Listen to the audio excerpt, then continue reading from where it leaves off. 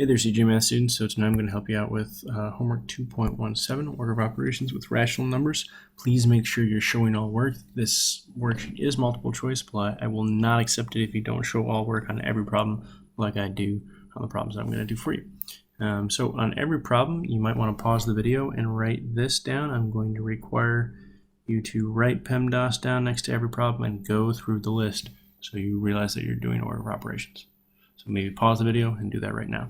So literally on every problem off to the side, write Pemdas exactly how I've done it. Again, we'll not accept your homework tomorrow if you don't have this down. It's helpful. All right, so for number one, do we have parentheses? No. Do we have exponents? No. Do we have multiplication and division? Yes, we do. We have two spots of division. 3 divided by 3 is -1, because that's a DSSN. You go ahead and say plus -14 divided by -2. Now we still have division, right?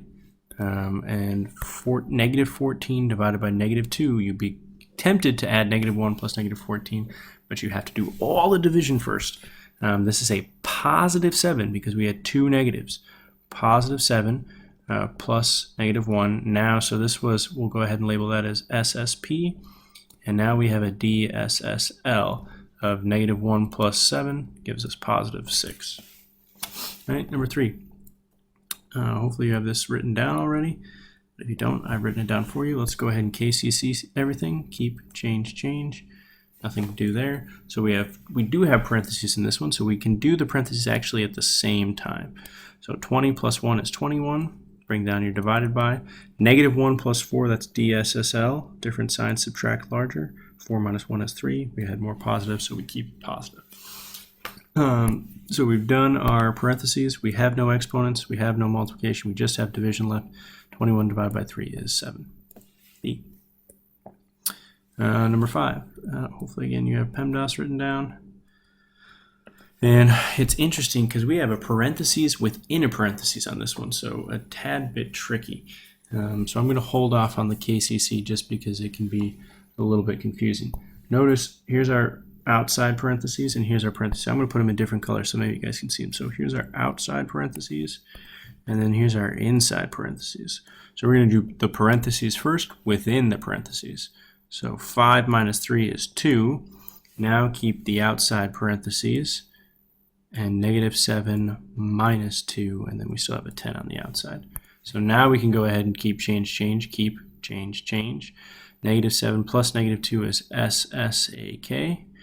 That gives us -9 because we keep the sign when we add, and we'll keep it in parentheses. Why will I keep it in parentheses? Because when I have a number next to parentheses, it means multiply. So I'll write that down. Number next to parentheses, sometimes also called a constant, means multiply. And it's just helpful to keep this number in parentheses so we understand that we need to multiply. If you take it out of the parentheses, you might think your answer is 109 or negative or +1 or something like that. So this is a DSN and your answer is -90. -90, not +90 because I had one negative, right? Number 7, Pemdas. Oops, I keep on doing that. So we will keep, change, keep, change. Now I look through, all right, no parentheses, no exponents. Do I have multiplication? Yes, I do. This is not 10 times 9, it's -10 times 9. The negatives matter. So that gives us -90. 8 plus -7 plus -90. So now it doesn't matter how you add this up because we have nothing but addition. So if you want to do 8 plus -7 and give yourself 1 plus -90, and then say, oh, that's DSSL, and give yourself -89, that's fine. You could have added -7 plus -90 first, given yourself -97, added 8, and still get -89. Either way works. All right, number 9, Pemdas. So again, we have this situation with parentheses and side parentheses. So here's our outside parentheses, and here's our inside parentheses. So let's do this first. -9 plus 2, that gives us -7. So now go ahead and bring out our outside parentheses back into play. And so we have, 7 minus -7 times 3. So let's keep, change, keep, change. So this parentheses becomes 14, and we don't have to keep it in parentheses this time because we had a times symbol. If the 3 was like right next to the parentheses, I may want to keep it there to know I need to multiply. So 3 times 14, so I'm done with my parentheses. I have no exponents. I just need to multiply. 3 times 14 is 42a. So just real carefully on this one, number 8 plus a negative. So this will give you, after you've written down PEMDAS, of course, will give you negative 14. Oops, sorry. Negative 14 because it was SSAK, so 8 plus negative 9 minus, we'll keep the minus for right now, negative 14, so this is a negative. And then you'll do keep, change, so really this will become 8 plus negative 9 plus positive 14. Why? Because it was minus and negative. Minus and negative is really the same thing as adding a positive. Same thing here, right? Minus negative becomes plus positive. And same thing on number 6, plus positive. You got to do both of these parentheses kind of at the same time and then divide.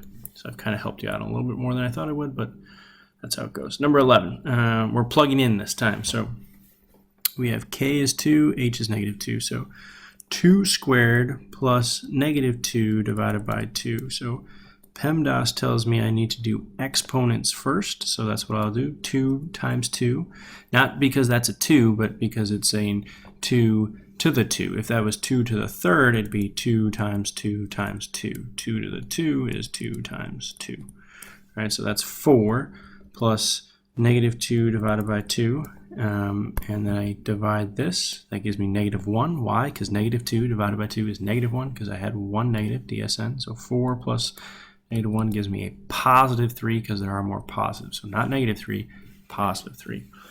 13. 6 times negative 2. Notice I'd put it in parentheses because this means to multiply. It's not 62, it's 6 times negative 2.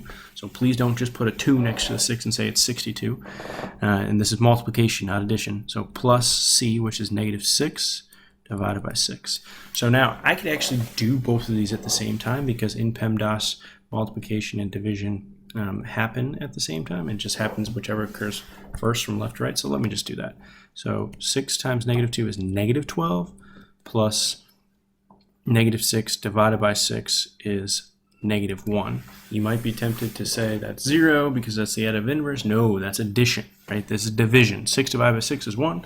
A negative 6 divided by positive 6 is negative 1. So we're left with an SSAK problem and we get negative 13.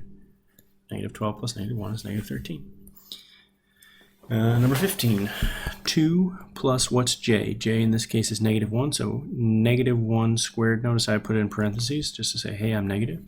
Minus, this is important. So you have a minus sign and you have h. And h happens to be negative 6. So notice how the negative 6 does not take part of this minus sign. You still have that minus sign there, and the h is negative 6. All right, so let's do PEMDAS. The first thing you need to do is parentheses, but we have no true parentheses here. Then exponent, so 2 plus negative 1 times itself is going to be what? Negative 1 times negative 1 is positive 1. So 1 minus negative 6. So let's keep change now. Plus positive. So we really have 2 plus 1 plus 6, which is 3 plus 6, which is 9. Okay, key thing here, this I guarantee this will be on your test. We had a negative, so minus an h, so minus a negative, because that h was negative. You can't just say the minus sign, oh, is that same thing. No, you have to put both down. In fact, that's so key. I want to do 16 with you. So x is negative 2 plus z, which is negative 6 minus 4 minus y. What is y? Negative 6. So again, notice how I have a minus a negative. So now as I go through this whole thing, let's KCC it. So we can get rid of these parentheses now since they're negative. So negative 2 plus negative 6 plus negative 4, right? Keep, change, plus positive 6 plus positive 6, right? So we get here is negative 8 plus negative 4 plus 6. This is negative 12 plus 6, and we get a negative 6 DSSL C. All right, lastly, I'm going to do 17 with you. Go ahead and keep, change these before you work them. So keep, change, right? Keep, change. So We got negative 1/4 plus 1/2 plus negative 1 plus negative 1/2. Notice again how I split those guys up. So let's use a commutative property and say, oh, let's put the halves next to each other. Before I even do stuff with common denominators, I get 1/2 plus negative 1/2 plus negative 1/4 plus negative 1. And look, we have the additive inverse there. So that's 0 plus negative 1/4 plus negative 1, which should give you negative 1 and 1/4. Now, you may say, well, Mr. Mason, I don't see negative 1 and 1/4. Actually, you do. It's just not labeled as negative 1 and 1/4. It's a negative 5/4. Why? Because 4 goes into 5 one time with 1 left over. That's how we got the 1 and 1/4, and it was negative. Okay? So with 18, make sure you split this apart. Negative 1 plus negative 5/6. Remember, the fraction is negative 2 if the whole number is negative, plus 3/2 plus negative 2/3. Now, interesting, these are not additive inverses. Those don't get to cancel out, right? So you will actually have to find common denominators here. And I'll tell you, give you a hint, the common denominator for this whole thing is 6. So you multiply this by 2 and this by 3, and you should be able to work it from there. All right, call me if you have questions.